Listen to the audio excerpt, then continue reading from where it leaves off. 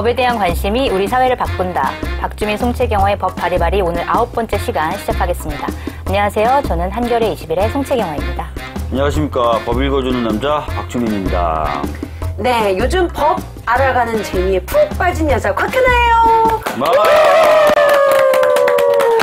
네, 자 그리고 오늘의 게스트를 또 소개해드리겠습니다. 전 대기실에서 깜짝 놀랐어요. 왜요? 왜 이렇게 동안이세요? 동안이시냐고 뭘 먹었길래. 정말. 이분 정말 동안이야. 저희 회사입니다. 네. 판사를 하시다가 요즘에는 이 방송인으로 또 유명하신 이정열 법무법인 동안 사무장님 나오셨습니다. 안녕하세요. 네. 대한민국에서 삼성의 마사지 당하지 않는 유일한 법무법인. 훌륭한 법무법인. 네, 훌륭하네요. 방금 박현아 씨께서 소개해 주신 법무법인 동안에서 사무장으로 일하고 있는 이정열입니다. 반갑습니다. 네. 아까 제가 잘 못 듣는 삼성이 어떻게 하신다고요? 마사지 당하지 않는. 마사지 당하지 않는. 네. 마사지 당은 좋은 거 아니에요? 시원하게. 그게 발 마사지가 네. 불법인 거 혹시 아세요? 네? 왜요? 그래요? 우리나라에서 발 마사지가 예. 불법인가요? 그쪽 업무는 시각장애인만 지금 할 수 있게 됐어요. 발은요? 안마. 그러니까 안마사가 안마의 영역가 지금 그쪽으로만 나오기 때문에 오. 시중에 지금 이제 태국 마사지, 타이 마사지, 이게 중국 마사지, 시각장애인이 아니면 다 불법입니다. 아니 근데 마사지 샵들이 되게 많은데 네. 무슨 발 마사지 푸시잡 막 이런 것도 있고 이런 것도 다 그러면은 그럼요. 불법인가요? 네. 그 닥터피쉬는 불법인가요? 그 내 각질 뜯어먹는 애들. 우리 친분 관계가 있으니까 공짜로 답을 해드려야 되는데 근데 저희가 또 마사지 얘기하니까 또 이런 깨알 법률 상식을 알려주시네요. 네.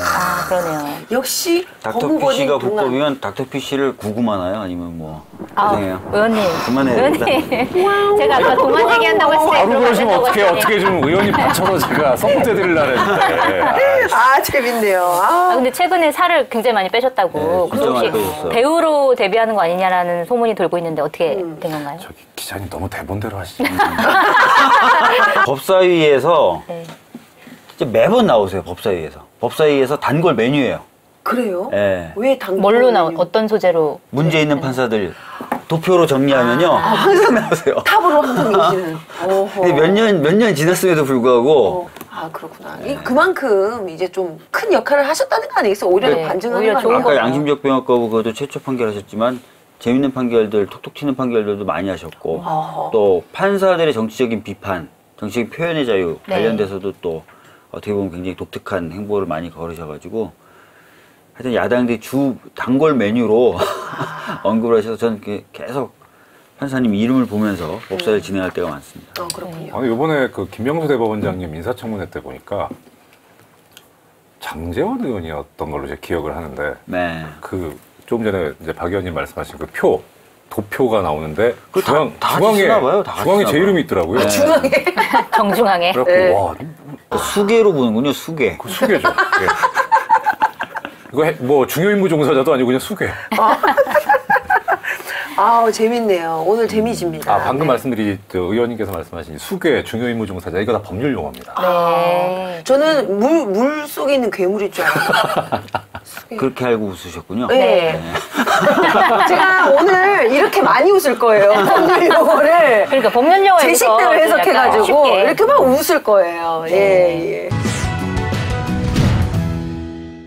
오늘 이정열 전 판사님, 사무장님 모신 거는 그 사법개혁 관련해가지고 얘기를 나눠보기 위해서 모셨는데 이게 보면은 이제 최근에 논란이 됐던 것 중에 하나가 또 사법부 블랙리스트 논란이 있었는데 이게 또 직접적인 배경이 되기도 했던 것 같고 그다음에 이제 김명수 새로 이제 임명된 대법원장이 이제 사법부 블랙리스트 추가 조사를 위해서 별도의 TF를 꾸리겠다 이렇게 말씀도 하셨는데 보시기에 어떠세요? 실제로 블랙리스트가 있었을 만한 정황이 있다. 이거 충분하다. 아마 있었을 것이다. 이렇게 생각하시나요? 정황? 정황 있어요. 뭔가요? 그러니까 이거는 횡령적 근무했던 판사들이 사석에선 얘기해요. 있다고. 당연히 있죠. 근데 이게 블랙리스트라고 하는 거에 대해서 개념을 어떻게 잡을 거냐의 차이인 거예요. 네. 그러니까 우리가 생각해 블랙리스트 이러면 예를 들어서 저 블랙리스트였어요. 그러니까요. 네. 물어보세요. 저는. KBS 블랙리스트, 곽현아 이런 문서, 파일 이거를 블랙리스트라고 가리키는 거냐 아니면 따로 신경 써서 관리하는 사람들의 목록이 있는데 그거는 현실적으로 존재하지 않고 누군가의 머릿속에만 있을 수도 있어요. 그것도 블랙리스트라고 하느냐 이거에 따라 다를 수 있어요. 네. 그러니까 양승태 체제 하에서 법원행위의 공식 입장 블랙리스트는 없다였거든요. 그 말이 맞을 수도 있는 게 그런 파일이 없을 수도 있어요. 네. 아니면 그런 문서가 없을 수도 있어요. 근데 우리가 중요한 거는 그런 문서가 현실로 존재하느냐 아니냐의 문제가 아니고 그렇죠. 그런 식으로 따로 별도 관리를 하고 별도의 부당한 불이익을 줬느냐의 문제잖아요. 네. 그렇게 따지면 당연히 있는 거죠. 그럼 불이익의 사례가 혹시 있나요? 제 얘기라서 좀 그런데. 아유, 그게 더 좋죠. 본인 네. 얘기가. 네, 일단 리얼하고. 부끄럽잖아요. 아유.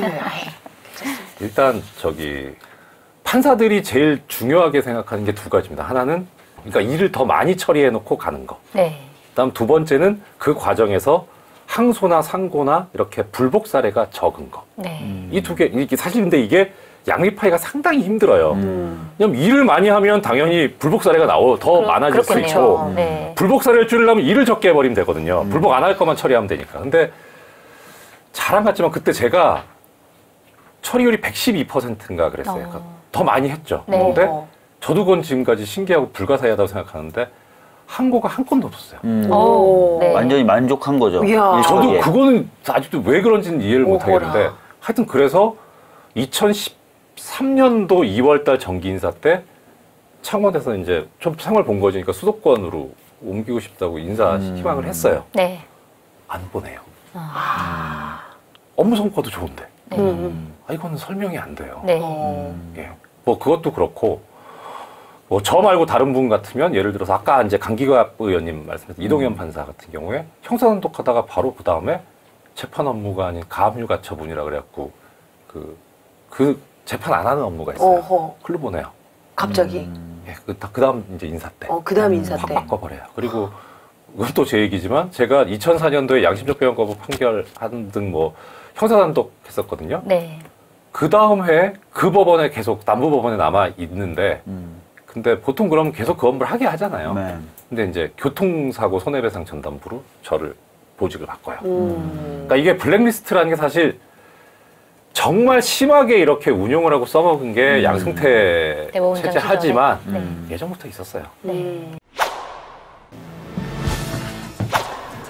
안녕하세요. 자료 읽어주는 남자 이지호 기자예요. 오늘도 바쁘니까 바로 갈게요. OECD에서 2015년 발행한 보고서를 보면 우리나라 사법제도 신뢰도는 27%로 42개국 중 39위예요. OECD 평균 54%의 절반밖에 안 되는 꼴찌 그룹이죠. 우리나라 대법원 소속인 사법정책연구원이 국민 1,100명을 대상으로 한 조사 결과 우리 법원 신뢰도 점수는 100점 만점에 60.8점이에요. 수미양가 중 양을 받은 셈이죠. 한마디로 국민들에게 낙제점을 받은 거예요. 설문조사 내용을 보면 더 심각해요. 재판 결과가 불공정하다는 사람들이 전체 응답자 중 70.6%에 달해요. 대다수 국민이 재판 결과를 받아들이지 못하는 수준이죠. 국민들은 재판 결과가 불공정한 이유로 지위 권력 영향이 44.5%, 정관 예우 인맥이 20.9%, 재력 영향이 14.7%로 1, 2, 3위를 꼽았어요. 유전무죄, 무전유죄라는 말이 생각나는 조사예요. 땅에 떨어진 사법부의 신뢰는 결국 사람이 아닌 제도의 문제가 커요. OECD 보고서에서 사법 신뢰도 7위에 랭크된 독일은 기본법 제97조의 법관의 전보 인사를 금지하면서 인사권에 의한 법관 개인의 독립성 침해를 막고 있어요. 재판부 구성도 각 법원의 법관들로 구성되는 대의원 판사회의에서 결정하도록 규정하고 있어요. 실질적으로 대통령에 의해 임명되는 대법원장이 재판부 구성 및 법관들의 인사권을 독점해 법관들이 관료화되는 우리나라와는 확연히 다른 제도예요. 우리나라도 어서 국민이 신뢰할 수 있는 사법부가 만들어지길 기대해 볼게요. 그럼 언제가 될지 모르지만 또 만나요. 그래서 그 대법원장의 권한이 너무나 크기 때문에 임명권이 다 있기 때문에 그런 것들이 벌어질 수 있는 환경 자체가 마련돼 있었다. 그렇게 뭐 받아들이는 건가요? 그 원세훈 전 국정원장 1심 판결이 났을 때 그때 그 성남지원에 있던 김동진 부장판사가 그 판결에 대한 비판을 법원 내부 게시판에 게시를 해요. 근데 그 당시에 그 원세훈 전 원장 1심 판결을 담당했던 부장이 고등법원 부장판사 승진을 앞두고 있었어요. 그래서 딱 지적한 게 고등부장이 그렇게 좋으냐는 취지였어요. 그러니까 이제 법관의 품위를 손상했다라고 해서 징계 회부가 됩니다. 근데 무조건 실명으로 써야 돼요? 게시판에? 야, 그럼 실명이에요. 뭐 대나무숲 이런 거 없어요? 법원 대나무. 네, 그런 거 없나요? 익명 게시판. 네. 그래서 이건 나중에 이제 결론 때 예, 말씀드리겠지만 예. 이런 국민의 목소리가 반영이 돼야 되는데 그러니까. 그런 게 안 되는 거예요. 그러니까 법원의 문제는 하여튼 네. 근데 그래서 정직 3개월 징계를 받습니다. 이야. 그런데 네. 최근에 회식 자리에서 재판부 공판에 관여하는 공판 관여 검사님이 이제 여성분이었는데 여성 검사를 그분 이제 추행했다고 한 판사가 정직 1개월 받았어요. 추행이 더 약하네요. 그렇죠. 이상하잖아요. 네. 이야, 이건 심각하네. 그러니까 김동진 부장판사가 정직 3개월 받은 거는 징계 사유에 해당하는 위법행위이지 형사 처벌을 받을 만한 행위는 아니거든요. 그렇죠. 근데 이건 형사 처벌 대상인 거예요. 근데 이건 정직 1개월이고 정직 3개월이고 형평이 안 맞잖아요. 그러니까 그게 판사들한테 주는 메시지가 있어요. 아하. 하지 마라. 하지 마라. 반발하지 마라. 예. 그 아까 또 제가 드렸던 뭐 제 사례. 아무리 일을 잘해도 찍히면 안 된다. 네. 그 메시지인 거예요. 예. 양승태. 그러니까 그것이 이제 판결에 영향을 미치죠. 미치겠죠. 그렇게 예, 그러니까 뉘앙스를 풍기는 그런 게. 상황이면은 자 내가 이렇게 판결했을 때 대법원장이나 법원 수뇌부에서 어떻게 생각할까? 그치. 그러니까 이거는 아니 판사쯤 돼가지고 어떻게 그런 생각을 할 수 있냐라고 욕을 할 수도 있지만 판사도 생활인인데 맞아요. 어떻게 사람인지라. 생각을 안 해요? 네, 그렇겠네요. 예, 그렇게 돼요. 그러면 이게 지금 뭐가 문제인 거냐? 그러니까 판결의 상황이 바뀐다. 또 하나는 뭐냐면요. 이제 양승태 계속- 체제에서 예, 벌어진 체제에서. 일입니다. 지금 나오는 체제에서. 네. 지금 문제가 되고 있는 게 통상임금 네. 판결이 있습니다. 이게 뭐냐면은 통상임금은 근로자의 특정한 임금을 보호하기 위해 근로기준법 시행령에서 정한 기준임금을 말합니다. 통상임금은 야간, 휴일, 연장근무 등 초과 근로수당 산정 등의 기준이 되기 때문에 상여금이 통상임금에 포함되느냐 마느냐가 노동자의 임금의 중요한 요소가 됩니다. 이 액수를 다운을 시켜야 기업에 유리할 거 아닙니까? 그쵸, 그쵸. 예, 그런데 거기에 대해서 이거를 왜 포함을 안 시키냐라고 소송을 했다가 거기서 대법원에서 결론이 어떻게 났냐면 포함시켜야 된다. 포함시켜야 되는 건 맞는데 네.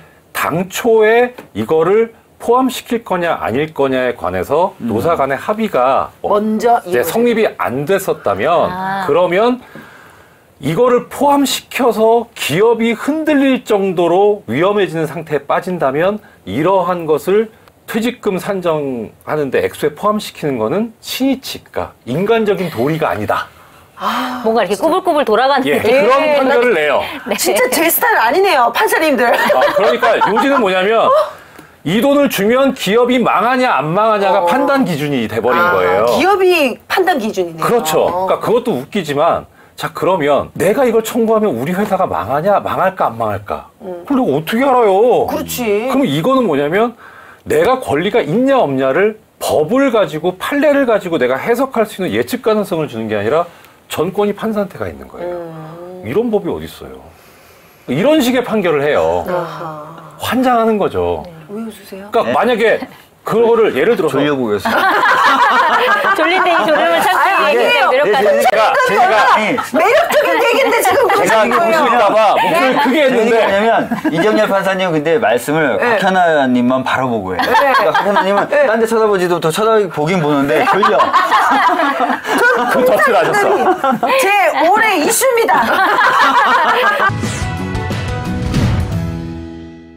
최근 뭐 일어난 이슈 이런 것들을 보게 되면은 얼마 전에 이제 국회 헌법개정특별위원회에서 안을 내놨는데 이제 사법 평의를 도입하자 이런 안을 내놓고 뭐 자기네들끼리도 여러 가지 이제 논란이 있는 것 같아요. 그거 도입하자 말자 막 이렇게 이런 논의들이. 근데 이제 사법 평의라는 게 도대체 어떤 거길래 그런 논란이 있는 건지 좀 설명을 좀 부탁드릴게요. 그러니까 사법평의라고 하는 것은 대법원장 대신에 이제 대법관 후보자 추천이라든지 법관 인사, 징계, 뭐 법원의 예산, 사법행정, 사무 전반을 전부 다 결정하는 의사결정기구를 하나 만들겠다는 거예요. 아, 원래는 그러면 보통 대법원장이 하고 네. 대법원장이 혼자 다 하기는 어려우니까 법원행정처라는 것을 만들어서 도움을 받아가면서 하는데 네. 그렇게 되다 보니까 대법원장이 거의 왕처럼 돼버린다는 거예요. 그러네요. 그래서 그렇게 하지 말고 여러 사람들이 모여가지고 평의회를 구성해서 거기서 방금 말씀드렸던 인사라든지 징계라든지 행정사무라든지 이런 것들을 담당하게 하자. 그러면 대법원장이 좀 제왕적인 권한을 행사하지 못하지 않겠냐. 네. 그래서 이제 제안이 되게 된 체계죠. 그럼 원래 좀 약간 문제가 많이 있었기 때문에 이런 걸 도입하자는 얘기가 나왔겠네요. 지금. 뭐 제가 방금도 이제 뭐 대법원장이 제왕적이다 뭐 이런 얘기를 했지만 실질적으로 대법원장이 법관들의 어떤 인사권이나 이런 것들을 갖고 있으면서 전체 법관들을 나름 줄 세우기가 가능한 구조였다 이렇게 네. 보고 있는 거죠. 그래서 그렇게 하지 말고 아까 말씀드렸던 것처럼 그런 권한을 사법평의회라는 별도의 수평적인 회의체에다 좀 넘겨서 처리하게 되면은 이 대법원장을 정점으로 한 피라미드형 구조가 흐트러지면서 네. 판사들이 좀 더 눈치 안 보고 자기 신념에 맞게 재판하지 않을까 네. 그런 취지에서 이거를 만들자 하는 것입니다. 예. 그럼 이제 그 사법평의라는 것이 반대하는 논리도 있긴 한데 예를 들어서 뭐 그게 이제 그러니까 국회에서 임명하는 거잖아요. 위원을 어느 정도 8명을 위원을 임명을 한다고 돼 있는데 그러다 보니까 이제 정치 논리에 귀속될 수 있다. 정치 논리에 따라서 또 객관성을 잃어버릴 수 있다. 이런 그러니까 이유로 반대를 하시는 분도 많은데 그러면은 이정열 사무장님 같은 경우에는 그러니까 사법평의회 같은 경우에 좀 반대하시는 입장이신 것 같은데 네, 저도 반대합니다. 네, 가장 크게 반대하는 이유가 그럼 어떤 건가요? 일단은요, 형평에 좀 안 맞아요. 그러니까 무슨 말씀이냐면, 예를 들어서, 우리, 뭐, 시청자분들 좋아하시는 네. 우리나라 헌법 1조 2항. 대한민국의 주권은 국민에게 있고, 모든 권력은 국민으로부터 나온다. 송강호 얘기. 송강호 법이라고 얘기하고 싶네요. 우리 송강호 네. 제가 존경하는 분 중에 한 분인 최강욱 변호사님이 네. 제가 뭐라고 하셨냐면은, 우리나라 헌법에서 권력이라는 말이 이조문에만 유일하게 나온다는 거예요. 그렇군요. 권력이라는 걸 딱 하나 써요. 어허. 근데 이때 그 권력이라는 게 뭐냐? 그거를 우리 헌법에서는 3개로 잘라놔요. 첫째가 입법권, 두 번째가 행정권, 세 번째가 사법권. 이렇게 3개로 잘라요, 권력을. 입법권은 누구나 알다시피 국회. 국회에 있죠. 네. 헌법에 있습니다. 입법권은 국회에 속한다. 네. 행정권은 대통령을 수반으로 하는 정부에 속한다 이게 네. 있어요. 사법권은 법관으로 구성된 법원에 속한다 이게. 그런데 이게 뭐 한자말이라서 그렇긴 한데 풀어서 보면 입법권이라는 건 어떤 룰을 만드는 권한이잖아요. 그렇죠. 행정권은 그 룰에 따라서 법을 운용하는 거고 그렇죠. 네. 사법권은 그 법에 따라서 이게 제대로 굴러가고 있느냐를 심판하는 네. 예. 그럼 헌법에 입법권은 국회, 행정권은 정부, 사법권은 법원 이렇게 박아놨으면 입법부에서는 사법권이나 행정권을 행하면 안 되고 네. 사법부에서는 입법권이나 행정권을 행하면 안 돼요. 그렇잖아요. 그렇죠. 다 독립된 그렇죠. 역할이 근데 있죠. 네. 예외가 있어요. 예를 들어서 법을 적용해서 어떤 심판을 한다. 입법부도 해요. 뭐 하냐? 의원님도 징계하잖아요. 뭐 그런 건 하죠. 그쵸, 네. 그쵸. 이게 사법권이에요. 그러네. 네. 법원은 그러면 행정권을 하지 않느냐? 법원은 입법권을 행사하지 않느냐? 해요. 대법원 규칙 만들잖아요. 그러니까 예외가 있어요. 네. 그런 예외적인, 그건 어디에서 예외가 나오냐면 내부적인 상황은 거기다 맡기자는 자율권의 정신이거든요. 그러니까 사법행정권은 어디에 있었냐면 사법부에 있는 게 맞아요. 네. 체계상. 왜냐하면 사법권이 사법부에 있지만 입법부 내에서도 사법권을 행사하는 경우가 있듯이 사법부에서도 행정권을 행사하는 경우가 있어야 한다는 게 기본적인 헌법의 정신인 거예요. 근데 사법평의는 뭐냐면 그 행정권을 사법부가 아닌 외부에 준다는 거잖아요. 사법부가 잘했냐 못했냐를 떠나서 시스템을 따질 때는 3자 간의 형평이 맞았는데 지금 형평이 안 맞는 거예요. 뭔가 좀 빠져드네요. 그러니까- 논리적이신데. 그러니까 삼권 분립이 이루어져 있고 삼권 분립을 지켜가야 되는데 이제 사법부에만 이제 사법평의회라는 것을 만들어서 뭐 입법부의 논리라든지 이런 것들이 들어가게 되면 사법부만 어쨌든 독립성이 유지되지 못하는 상황이 올 수 있다. 그렇죠. 그러니까 이런 말씀이신 것 같은데 의원님은 생각이 어떠세요? 사법평의에 뭐 대해서? 충분히 이제 뭐 이정열 판사님, 이정열 사무장님 말씀대로 볼 수도 있는데 반면에 지금 이제 사법평의의 기능은 크게 두 가지인 것 같아요. 하나는 아까 말씀드렸던 것처럼 제왕적이라고 현재 불리고 있는, 물론 이제 사람의 특수성이 있어요. 그러니까 양승태 대법원장이 좀 너무 심했거든요. 네. 예, 근데 이제 하여튼 그렇다 하더라도 대법원장이 갖고 있는 또는 가질 수 있는 제왕적 권한을 좀 넘긴다라는 개념이 하나 있고, 또 하나는 사법부에도 민주적인 통제가 가해져야 되는 거 아니냐. 예를 들어서 대통령 국민이 뽑아요. 국회의원 국민이 뽑습니다. 네. 판사 국민이 뽑나요? 아니죠. 예. 판사 어떻게 해서 판사가 돼요? 판사 열심히 공부해가지고. 예. 네. 근데 어마어마한 권한을 들고 있죠. 그렇죠. 열심히 공부했고, 시험 쳐가지고. 근데 국민이 뽑아주지 않았지만 엄청난 권한을 가지고 있죠. 가져서 행사하니까 그런 부분에서 약간 민주적 정당성도 좀 부여하는 대신에 또 민주적 통제도 좀 가하는 식으로 하는 게 어떠냐. 그래서 약간의 이런 개념을 좀 쓰는 거죠. 그러니까 네. 뭐 국회나 대통령이나 이런 사람들이 추천하는 사람들이 그러니까 간접적으로 민주적 정당성을 좀 더 부과해 주는 거죠. 그런 사람들이 이제 사법 행정을 좀 하고 하면은 민주적으로 통제도 되고 또 반면에 민주적 정당성도 좀 더 확보될 수 있고. 네. 그럼 이게 약간 두 가지 찬성하는 있는 입장이신 거예요? 뭐 일장일단이 있을 것 같아요. 왜냐하면 아까 말씀하셨던 것처럼 현재 우리나라의 사법 질서나 체계, 관례 뭐 이런 것들하고 과연 맞느냐에 대해서 한 번도 안 해본 제도이기 때문에 이게 당연히 이게 도입되면 잘 될 것이다라고 단정짓기는 어렵고 또 아까 말씀하셨던 것처럼 사람의 문제일 수도 있는데 너무 크게 제도 변화를 시키는 것 아니냐라는 우려도 있을 수도 있고 근데 아무리 착한 사람이라 하더라도 권한 남용의 가능성이 주어지면 경우에 따라서는 권한 남용하는 경우들도 있거든요. 그리고 또 그렇죠. 지금이야 이제 뭐 합리적인 분이 됐다라고 우리가 여길 수 있겠지만 또 정권이 바뀌면 또 그렇지 않은 분이 대법원장이 될 수도 있는 그런 상황이기 때문에 그러면 이 사람에 따라 바뀌는 이 시스템을 어떻게 또 바꿀 수 있을 것이냐라는 논란은 계속 있을 수밖에 없을 것 같긴 한데. 그래서 저는 이제 대안으로 네. 생각하는 게 네, 대안. 이게 지금 전국 대표 판사회의의 주장과 일치하는데요. 네. 지금 현행 헌법에 뭐라고 돼 있냐면 아까 잠깐 말씀드렸는데 사법권은 법관으로 구성된 법원에 속한다라고 돼 있어요. 그러니까 법관 회의 상설화 요거를 말씀하신 법관 거죠. 회의. 그러니까 네. 최고 의사 결정 기구로서 아까 사법평의가 필요하고 그런 역할을 할 거라면 그 역할을 법관회의가 할 수 있다는 있다. 게 제 생각이고 네. 그 다음에 거기서 이제 뭐 여러 가지 방안들을 생각해 볼 수 있는데요. 이것도 이제 개헌 사항이긴 합니다. 그러니까 일단 전제로서 대법원장한테 권한이 집중돼 있다라고 하는 그 명제를 제가 부정하진 않아요. 권한이 과도하긴 해요.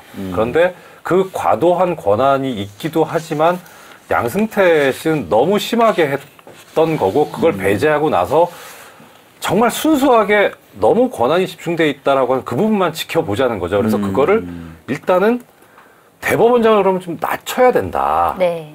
대안으로서. 그래서 모델이 될 수 있는 거는 저는 헌법재판소라고 생각을 해요. 네. 그러니까 헌법재판소는 일단 조직 체계상으로는 소장이 있고 헌법재판관이 있지만 사실 소장이라고 하는 지위는 9명의 헌법재판관 중에 막 선임자 정도. 그러니까 원오브댐의 네. 개념이에요. 그다음에 지금 사법행정권은 일선 법원에 주면 돼요. 예, 그렇게 해서 분산을 시키고 일선 법원에서도 그럼 법원장이 전행을 할 수 있으니까 그거를 그 법원에 속한 법관회의에 주면 되는 거고요. 네. 그러면 그렇게 해서 분산을 시키고 회의체로 구성하고 그렇게 가자는 거죠. 저는 대안이 그건데 이제 한계는 그거죠. 제가 판사를 했었기 때문에 팔이 안으로 굽는다고 그런 비판을 받는다면 뭐 그거는 할 수 없는데 적어도 그래도 저는 사람을 믿는 편이에요. 네. 오히려 지금 논의되는 것 중에 하나가 이제 뭐 개헌 사항 중에 사법평의 얘기도 나온다고 하지만 아까 민주적 통제 말씀하셨는데 판사를 선거로 뽑으면 되잖아요. 뭐 그런 방법도 있죠. 있죠. 어떻게 그럼 어떻게 해요? 절차가 어떻게 되는 건가요? 만약에 그렇게 된다면? 아까 그건 뭐 여러 가지 생각해봐야 되겠습니다만은 네. 우리나라 역사에 이건 있었어요. 있었어요? 스위스 같은 나라, 미국의 일부 주는 판사를 선거. 재밌네요. 네. 이야, 네. 좋다. 그러면 판사님도 이제 춤추시는 거예요? 인형 테스트를 이런 거 하시는 거예요? 그럴 수도 있는데. 네. 근데 이제 일단 우리나라 역사를 아, 보면 예, 예. 4.19 민주혁명으로 이루어졌던 제1공화국 때 네. 있었어요. 어허. 그러니까 대법원장과 대법관까지 판사로, 선거로 뽑는. 근데 다만 이제 국민이 뽑는 게 아니고 네. 그래요. 투표권을 법조인한테만 줬어요. 네. 그리고 법조인이라고 하면은 그 범위 판사, 검사, 변호사. 네. 아하. 네, 그 다음에 이제 선거운동을 금지했어요. 네. 그러니까 이게 법조인들이 법을 움직이는 사람들인데 파벌이 형성될 수 있다 해가지고 근데 약간의 부작용이 좀 심했었나 봐요. 그 제도 초창기고 그래가지고 근데 하여튼 요는 그 선거일이 1961년 5월 17일이었어요. 어떻게 날짜까지? 정확하게 기억하시네. 그 전날 역사적인 사건이 터지잖아요. 네. 아, 그러네요. 그러니까요. 아. 그래서 그 선거가 무산이 돼요. 선거 아하. 네. 그러니까 우리는 그런 제도도 가져봤고 선거를 위한 움직임도 다 있었던 거예요. 경험이 있어요. 그러니까 그게 꼭 반드시 아니다라고는 말 못하겠고 게다가 지금 이번에 촛불혁명 같은 경우에 국민들이 제시했던 방향과 메시지가 그거잖아요.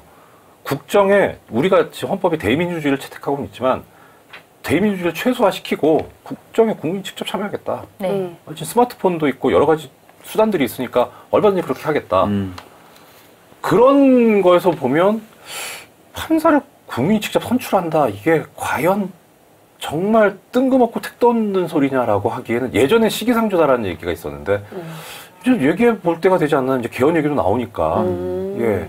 그러니까 뭐 그런 것도 하나 아까 생각해 볼 말씀드렸던 것처럼 스위스나 일부 미국이 주는 판사를 그렇게 뽑고요. 네. 특히 미국의 경우에 지역 검사장을 지역 검사들의 짱을 선거로 뽑아요. 어. 네. 네. 그래서 영화 다크나이트 보셨어요? 다크나이트 배트맨 나오는 거예요? 배트맨 나오는 거. 네. 화려한 그 파티가 열려 있는데 거길 조커가 습격하잖아요. 예. 그 파티가 어떤 검사장의 재선을 위한 기금 마련 파티예요. 아, 오호. 그래서 그 굉장히 정의로운 검사장이 한 번만 더 검사장을 하면 자기는 은퇴해도 되겠다. 배트맨이 그렇게 생각하고 이 사람을 밀어줬는데 조커의 습격으로 다 망가졌어요.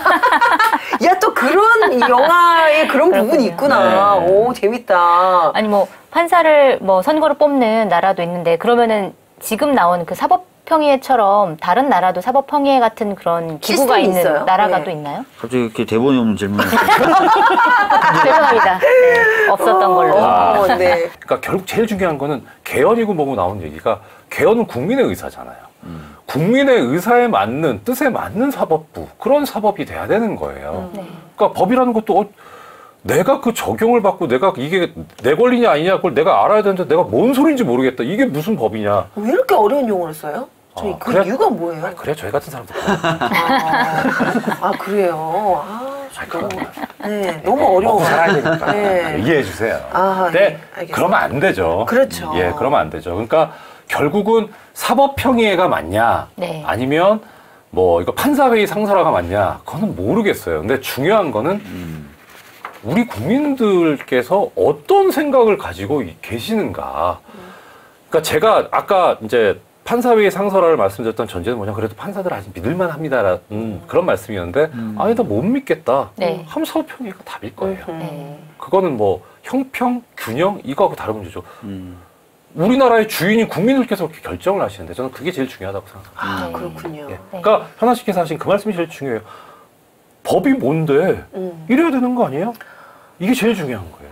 그렇죠. 사람이 먼저죠. 법보다.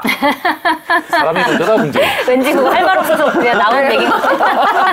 예, 예. 네. 그 독립성이 이제 중요하다라는 걸 얘기하기 위해서 김명수 대법원장, 양승태 대법원장 이렇게 바뀌었잖아요.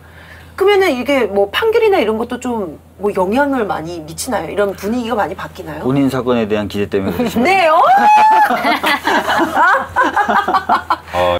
없어요? 그 대법원장이 누구냐의 문제가 아니라. 그렇죠. 아니에요? 죄송한데. 아니, 난 모르니까 여쭤보는 거예요. 아니, 현아 씨, 네, 저를 모르는 사이도 아니고. 그냥 여쭤보는 게 아니라 강력하게 희망하고 하고 있어요. 지금 뭔가 달라졌다는 얘기를. 아니, 우리 모르는 사이도 아니고, 그렇게 좀 불편한 일이 생겼으면, 저희 법인에 연락을 하시지. 동안에 갔어야 되는데. 변호사의 문제였군요. 아유, 내가 진짜 노안이라 그래. 이런 식으로. 내가 구로 동안, 구로에 있는 동안. 그러니까요. 예. 예. 잊지 않을게요. 이제 앞으로 제가. 디지털로 33길 12. 701호. 전화번호 뭐 없나요? 02838-7890. 78. 너무 노골적이다, 이거. 일단 뭔가 좀 이런 판결이 뒤집어지는 사례들도 있나요? 영향을 받나요? 아직까지 그거는 아닐 거고요. 오히려, 그러니까, 기대는 하고 있을 겁니다. 그러니까 이게 무슨 말씀이냐면, 예를 들어서, 또 이제 원세훈 사건 얘기인데, 그러니까 원래 대법원이 14명인가? 대법관이? 제 기억에 아마 그런 걸로 알고 있는데. 정확하게 모르세요? 제가 대법관은 안 해보셨어요. 안 해봐서. 그렇구나. 해봐야 아는데. 그래, 사람 해봐야지 알지. MB는 다 해봐서 원칙은 모든 대법관들이 다 투입이 돼서 재판을 해야 되는데 이거 원칙이잖아요. 그쵸. 이걸 이제 대법원 전원합의체라고 합니다. 근데 그렇게 하면은 사건 많은데 처리가 안 돼요. 그래서 대법관 4명씩 잘라가지고 팀을 만들어서 그 팀에서 먼저 재판을 하게 해서 그 4명이 의견이 일치가 되면 그걸로 끝! 의견 일치가 안 되면 14명 다 투입. 아하. 이런 시스템이에요. 네네. 그러면은 14명이 다 들어간다는 건 뭐냐면, 다 재판을 했다는 건 뭐냐면, 최초의 4명의 의견이 일치가 안 됐거나, 아니면은 또 하나 사유는 뭐냐면, 옛날에 판례가 있는데 그 판례에서 했던 법적인 해석하고 다른 걸 할 때, 판례를 바꿀 때 또 전원이 투입이 돼요. 근데 이 원세훈 대법원 판결은요, 14명이 다 했어요. 네. 네네. 그 둘 중에 어떤 둘 중에 건가요? 하나일 거 아니에요. 네. 판례를 바꾸거나, 의견이 갈렸거나, 그렇죠. 의견 갈리지 않았어요. 판례도 바뀌지 않았어요. 그럼 뭐예요? 14이 다 들어갔어요. 왜? 왜 그랬을까? 네. 왜 그랬는지 짐작이 되네요. 판사들한테 주는 메시지예요. 원세훈 처벌하지 마라. 네. 근데 이번에 종전 재판보다 더 많이 받고 법정 구속됐잖아요. 야, 세상이 바뀌었구나. 네. 근데 이 던지는 그 메시지라고 얘기를 하셨는데 진짜 판사님들은 잘 알아들으셔야겠다. 되게 센스 없는 사람들은 센스 없는 사람. 그 적절한 눈치 사람. 없는 사람 있잖아. 오늘 어쩌라고? 어쩌라고. 이러면 이제 나 바쁘신데 괜히 14명이 다 모시네. 그러니까. 왜 놀라시고 아니, 할 일도 하는데. 재밌다. 네. 그래서 어쨌든 정리를 좀 해보면 이제 양승태 체제에서 여러 가지 판결에 대한 문제도 있었고 그다음에 그 판결에 대해서 문제 삼는 목소리에 대한 어쨌든 목소리를 내지 마라라고 하는 억압도 있었고 여러 가지가 있어서 결과적으로는 이제 사람의 문제이기도 하지만 또 이게 또 보면 제도의 또 문제이기도 하기 때문에 아까 이제 사무장님이 말씀하신 거는 물론 제도적으로 대법원장이 너무 많은 권한을 갖고 있는 게 문제지만 그럼에도 불구하고 그거는 외부적인 힘을 가져와서 해결하는 건 안 된다. 이건 사법권에 대한 침해다. 그래서 사법부 안에서 이런 것들을 민주적인 방식으로 해결해야 된다라고 말씀을 하신 것 같아요. 야, 지금 다 방송 앞에 안 보고 요것만 보고 요것만 봐도 돼요. 스킵하시고 요것만 보세요. 사법 1시간 반 동안 무엇을 한 것인가? 이제 그러면은 그거 말씀하신 것과 관련된 또 법안이 국회에 지금 올라와 있는데 이게 뭐냐면 정성호 더불어민주당 의원이 발의하신 법안이에요. 법원조직법 개정안인데 박주민 의원님께서도 법원조직법 개정안 발의 네. 준비 중이시라고 얘기 들었는데 발의 준비 중에 있고 또 네. 제가 아는 판사들하고 또 사적인 자리를 통해서 여러 의견을 구하고 있는데 판사님 말씀하신 것처럼 쉽게 결론을 못 내리더라고요. 판사들도. 네, 이게 좋은 어떻게 것 해야 같긴 되나? 한데 이게 가능할까? 뭐 저런 거 좀 더 있으면 좋은데 막 이렇게 복잡하더라고요. 그래서 스님이 자기 머리 못 깎는 데가 네. 기본적으로 판사들이 재판만 해왔기 때문에 어떤 정책이라든가 행정이라든가에 밟지가 못합니다. 기본적으로. 그거는 감안해 주셔야 돼요. 법안을 좀 의견을 좀 받아서 좀 만들고 싶은데 네. 그러다 보니까 많이 늦어지고 있습니다. 지금. 늦어지고 그러면 오늘은 그 정성호 의원님이 발의하신 법안에 대해서 조금 더 알아보면 될 것 같은데 이 법안은 어떤 내용을 담고 있는지 좀 의원님께서 기본적으로 이제 법원장을 어떻게 결정하느냐라는 내용을 담고 있는데요. 네. 아까 말씀하셨던 것처럼 판사들의 회의체가 있는 거예요. 각 지방법원마다. 네. 근데 거기서 이제 판사 회의가 열리고 그 판사 회의에서 이번에 누가 좀 했으면 좋겠다. 법원장을. 그렇게 하면은 그렇게 결정된 사람을 대법원장이 그러면 너 판사회의에서 너를 그렇게 하니까 법원장 해. 이런 식으로 해서 이제 대법원장이? 네, 대법원장이 최종 임명은 하죠. 그렇게 임명을 하는 식으로 법원장 인사를 결정하고 그렇게 되면 이제 법원장이 또 판사회의와 논의해서 여러 가지 이제 사무분장이라고 아까 얘기하셨던 그런 것들을 하게 되겠죠. 그 다음에 이제 고등법원 부장판사 올라가는 시기에 판사분들이 옷을 많이 벗습니다. 뭐 나체가 됐다는 뜻은 아니고요. 옷을 저희도 알아들어요. 망설였었는데 예. 저 이런 거 좋아하거든요. 그래서 좋아하세요? 그만두고 예, 나오시는데 네. 실망입니다. 그게 이제 승진이 안 돼서 네, 승진이 안 돼서 그런 거 좀 막기 위해서 예. 장기 근속을 가능하게끔 하는 식으로 좀 바꾸자 이런 네. 얘기들이 나오고 있어요. 지금 승진에 목매다는 이유가 있대요. 제가 이제 판사하는 후배들이나 선배들 얘기 들어보면 승진에 목매다는 이유가 요즘에는 나오면요 너무 또 어렵대네요. 판사조차도.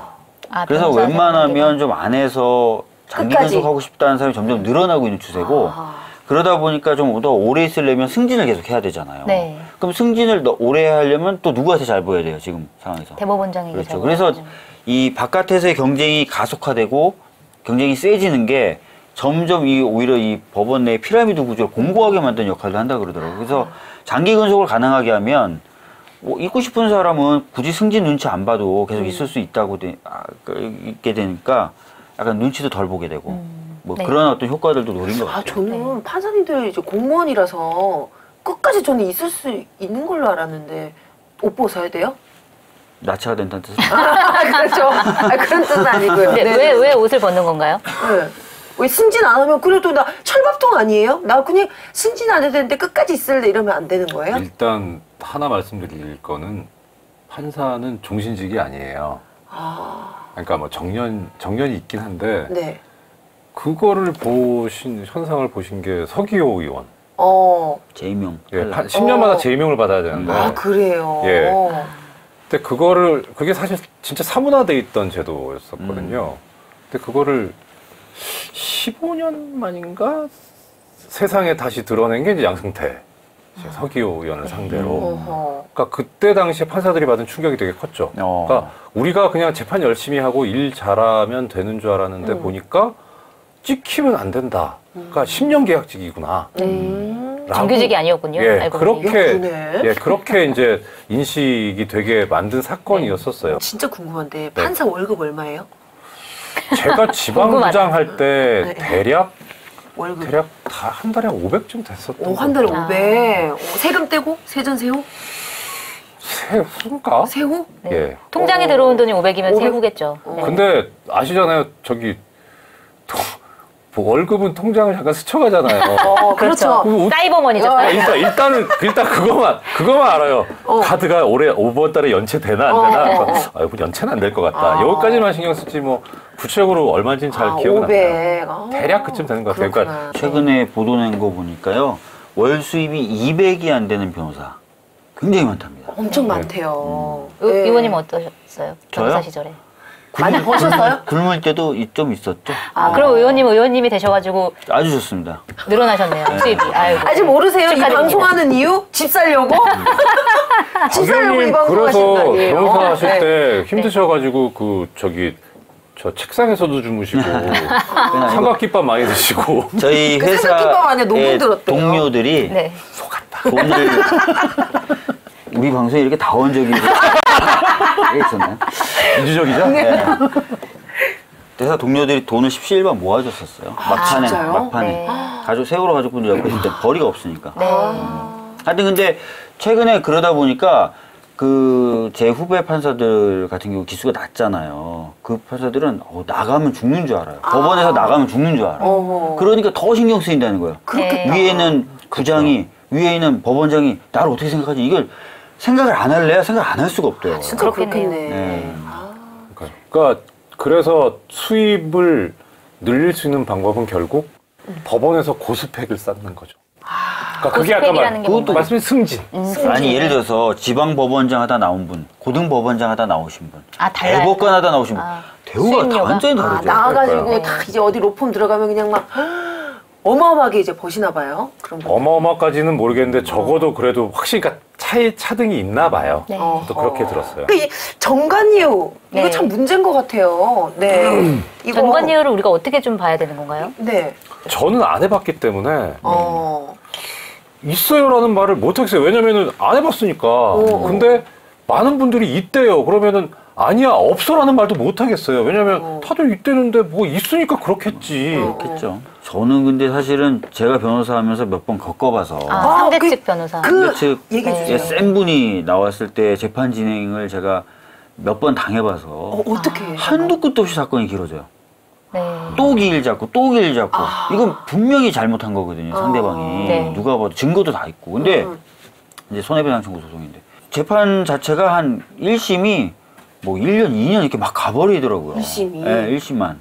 그러니까 이게 무슨 법리적으로 저도 다퉈봤으면 좋겠어요. 뭐 의견서 내고 이러면 뭐 저쪽에서는 뭐 좀 검토해 볼 테니까 뭐 기일 어떻게 해달라. 뭐 이러면 거의 그 말이 다 받아들여지는 거예요. 그러니까 길이 막 늘어지니까 제가 이제 대학생들을 제가 대리해서 학교 취업 상대로 한 건데 대학생들은 다 졸업하잖아요. 네. 나 이제 취업해야 되고 이러니까 학교 측하고 오히려 이제 정리를 좀 했으면 좋겠다. 결국은 그래서 정리를 해버렸어요. 네. 그걸 노린 거구나. 네. 그러네.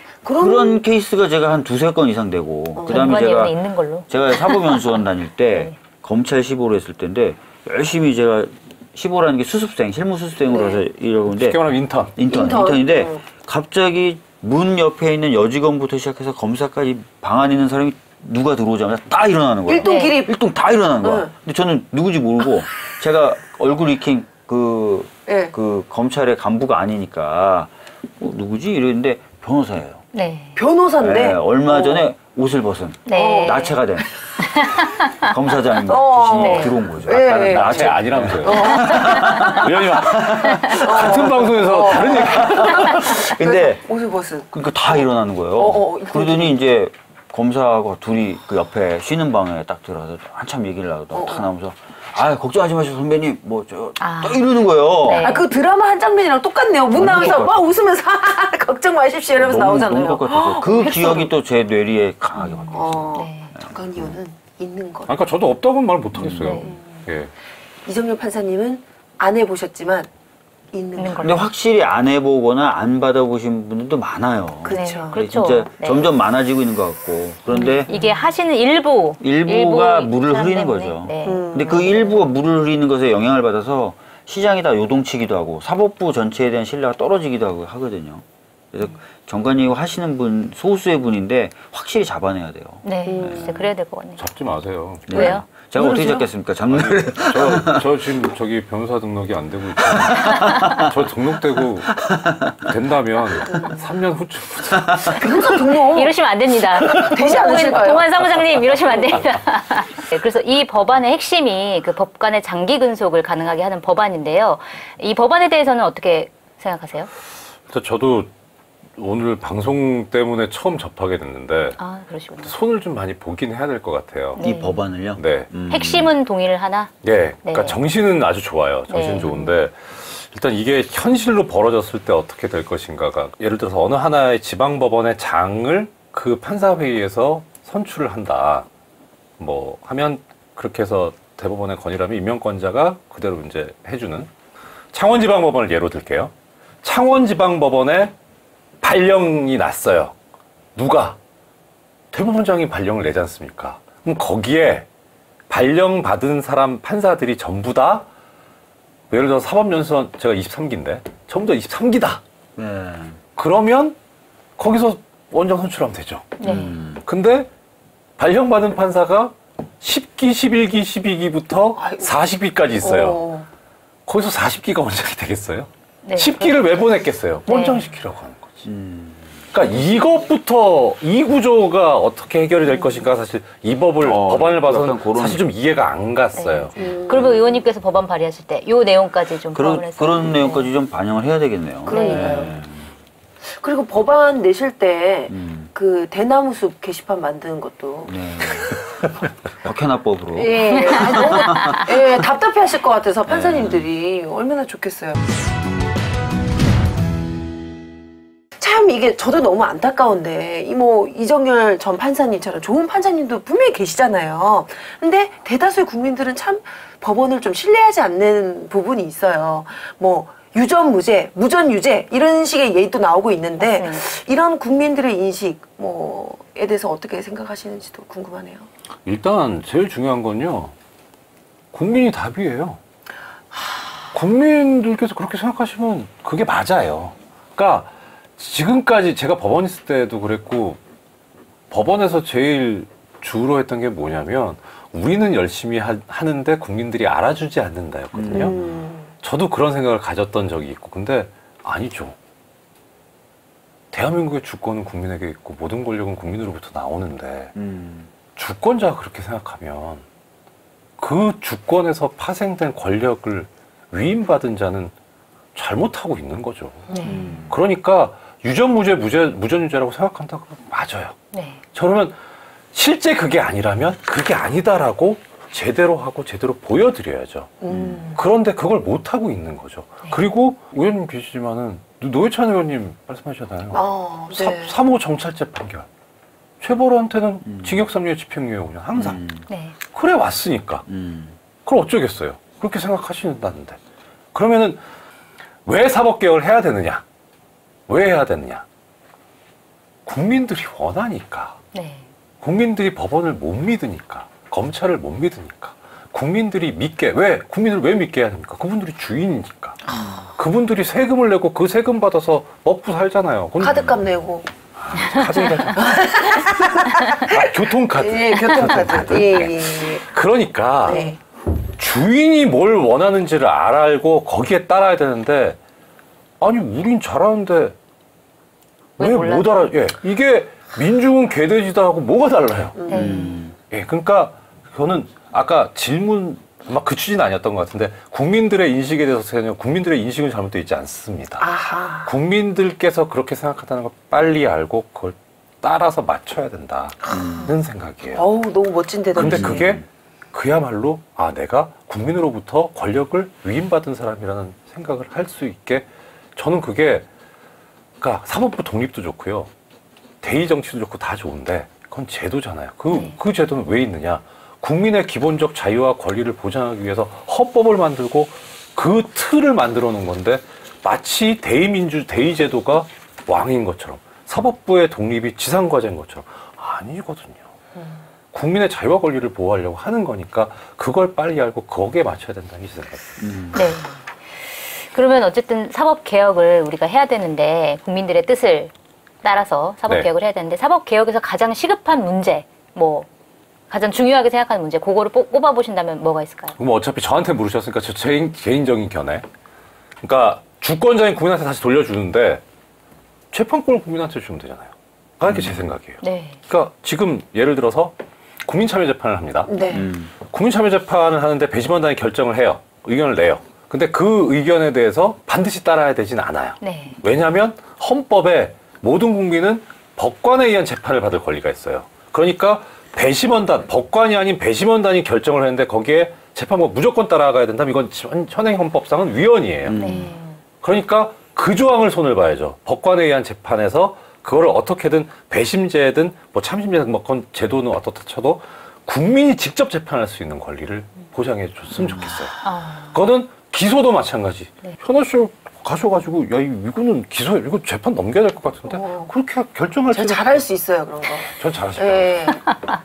그리고 위험할 수도 있을 것 같은데. 그 모델이 뭐냐면 이번에 그 신고리 원전 오리고기 그쵸. 공론화위원회, 공론조사위원회. 그러니까 그때 저는 뭘 생각했냐면 개인적으로 저는 원전 추가 건설에 반대예요. 근데 그게 지금 뭐 사람들을 일부 야당에서는 뭐 폄훼를 하고는 있지만 어떻든 국민이 직접 참여해서 결정을 했단 말이에요. 근데 그 전제는 뭐냐면 정확한 정보를 주면 그러니까 정보가 왜곡되지 않으면 우리 국민은 현명하게 결정할 수 있는 판단 능력을 가지고 있습니다. 그러니까 이 능력을 가지고 계시는 분들한테 왜 법관에 의한 재판 좋은데 그 법관에 의한 재판이라고 하는 거는 함부로 법을 모르는 사람이 재판하지 말라는 거지. 이런 사실이 있었냐 없었냐에 대한 판단, 증거를 가지고 하는 판단, 얘를 처벌해야 되겠다 아니다라고 하는 판단, 그 판단 능력은 법 전문가 아니라도 가지고 있거든요. 돌려드려야 된다. 예, 그 생각. 의원님은 또 어떻게 생각하세요? 뭐 저도 뭐 크게 다 동의하는 바이고요. 네. 그래서 특히 저 같은 경우에 요즘에 관심 갖고 있는 게 기소 통제 방법이에요. 지금 수사권을 조정한다 뭐 이런 얘기는 많이 되고 있는데 검찰이 갖고 있는 권한 중에 수사권보다 사실 더 크다고 평가받는 게 기소 여부를 결정하는 기소권이에요. 네. 근데 거기에 대해서는 사실상 별 얘기가 안 나와요. 네. 그래서 뭐 물론 뭐 문무일 총장이 인사청문회 당시에는 검찰심의위원회를 실질화시키겠다 뭐 이런 얘기 나오지만 좀 더 그런 부분을 진짜 국민들이 판단할 수 있도록 뭐 대배심 제도라든지 이런 것들도 도입해가지고 하는 방법 관심 있고 아까 말씀하셨던 것처럼 판사나 뭐 아니면 검사 뭐 이렇게 일부의 경우에 지역에 직접 선출하는 것도 저는 충분히 가능하다고 생각하고요. 그런 등등의 방법들도 이제 적극적으로 한번 고민해 볼 때가 됐다. 그렇게 생각합니다. 부연해서 하나 이제 의원님 말씀 추가 설명해 드리자면 법원 부분은 개헌이 필요해요. 법관에 의한 재판 때문에. 근데 검찰 부분은 법률만으로도 법률만 바꾸면 네. 되세요. 헌법 사항이 아니기 때문에. 시민들의 의견이 우리 법과 우리 사회를 바꾼다. 시민 바리바리 코너인데요. 오늘은 경기도 고양시에서 박필성님께서 보내주셨는데요. 이걸 소개를 해드릴게요. 박주민 의원님, 송채경화 기자님, 두 분 술 좋아하시죠? 술 좋아하시죠? 술 좋아하는데 최근에 거의 못 먹고 있습니다. 이 술에 관한 내용입니다. 저도 술을 좋아하지만 술 때문에 우리 사회가 얼마나 큰 피해를 입고 있는지 알고 계십니까? 제가 사는 일산에는 알코올 중독 전문 치료 병원인 카프 병원이 있습니다. 카프. 네, 이 병원은 1997년 국회에서 담배처럼 술의 건강 증진 부담금을 부과하는 법안을 발의하려고 하자 주류 업체들이 그 돈을 안 내기 위해서 전문 병원을 만들고 알코올 중독 예방 활동을 하겠다 하면서 만들었습니다. 하지만 3년 후에 건강 증진 부담금 부과 이야기가 사라지자 병원에 내기로 한 돈도 끊고 지원도 끊었습니다. 어머나. 네. 주류 업체들이 눈을 가리고 아웅했던 것입니다. 우리나라처럼 음주 후진국은 없습니다. 외국에선 공공장소에서 음주를 금지하고 술 판매도 시간을 정해서 아무 곳에서나 하지 않습니다. 하지만 우리는 24시간 자유롭게 사고 술 광고가 넘쳐나죠. 바로 주류 회사들의 로비 때문입니다. 그러다 보니 한 해 음주로 인한 질병과 중독, 자살 사망으로 연 6조 이상 사회 비용이 발생한다고 하고요. 그럼에도 술 제조량과 소비량은 해마다 늘고 있습니다. 그래서 부탁드립니다. 부디 주류 회사에 건강 증진 부담금을 부과하는 법안을 만들어주세요.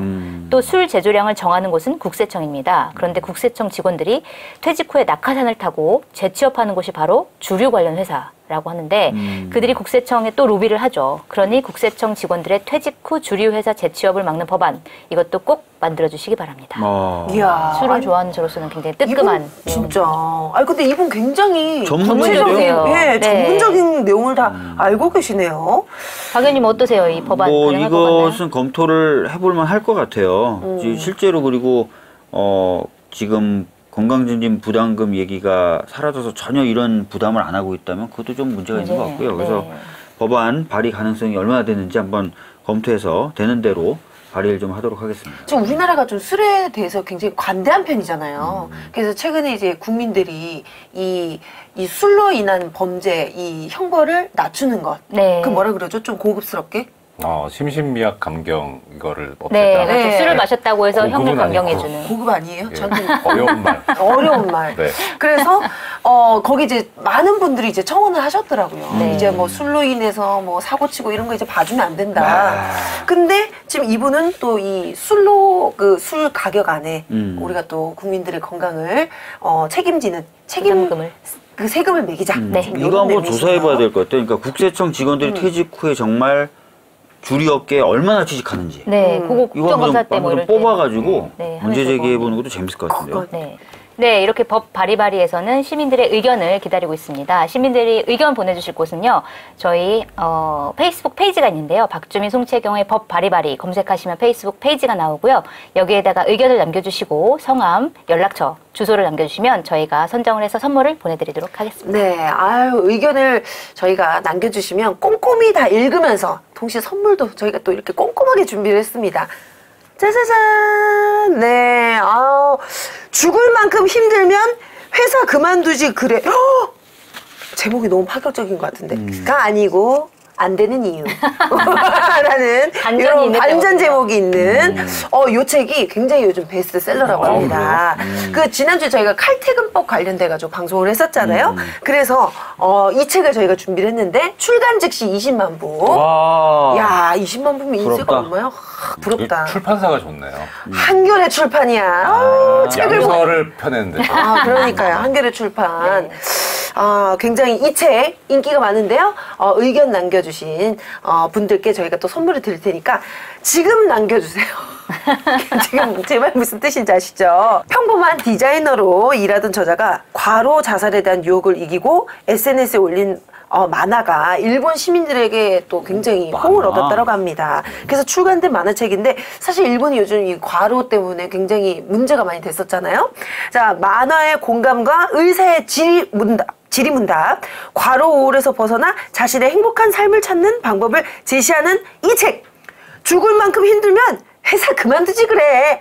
가 안 되는 이유. 저희 법무부인 동화는 참 좋은 회사. 그런 거 없다면서요. 아주 과로가 그냥 없나요? 과로 없고 법 다 지키시고. 네. 당연하죠. 네. 왠지 그렇습니다. 과로가 없으면 의료인들이 싫어하실 것 같아요. 변호사들이 좀 과로한다 솔직히 그래서 좀. 과로하고 싶습니다. 저희한테 사건을 좀 많이 맡겨주시죠. 예. 또 알겠습니다. 최상의 컨디션에서 또 이렇게 또 일을 그건 이제 변호를 저희가 하시니까. 얼마든지. 지금 또 사실 저희 대표 변호사님 저기 앉아 계신데 네. 저희 끝까지 법무부인 오늘. 동화. 예. 아니 오늘 출연료 안 드려도 되는 거 아니에요? 이 정도면? 우리가 받아야 될 것 같아요. 그러게, 우리가 받아야 될 것 같아요. 거의 지금 그 수준. 홍보료 받아야 될 것 같아요. 네네. 오늘 일단 조회수를 올려야죠. 아, 그렇죠, 그렇죠. 오늘 함께 해주신 과로하고 싶은 남자. 네. 예, 이정열 전 판사님, 법무법인 동안의 사무장님이셨습니다. 고맙습니다. 아, 인사 그 마지막으로 드리시기 전에 주소 한번 읊어주시죠. 법무법인 동안. 예, 서울 구로구 디지털로 33길 12 우림 이비지 센터 2차 예, 넷마블 앞에 있습니다. 그게 좋네, 예, 넷마블 앞에 701호. 있다는 예, 거. 그리고 지하철은 지하철 2호선 구로 디지털 단지역에서 내리시면 됩니다. 10분 거리 걸어서. 네. 네네네. 오늘 나와주셔서 감사합니다. 고맙습니다. 감사합니다. 네, 다음 시간에도 더 알찬 내용으로 찾아뵙길 약속드리면서 오늘 박주민, 송채경의 법 바리바리 여기서 마치겠습니다. 감사합니다. 감사합니다. 방송 좋다.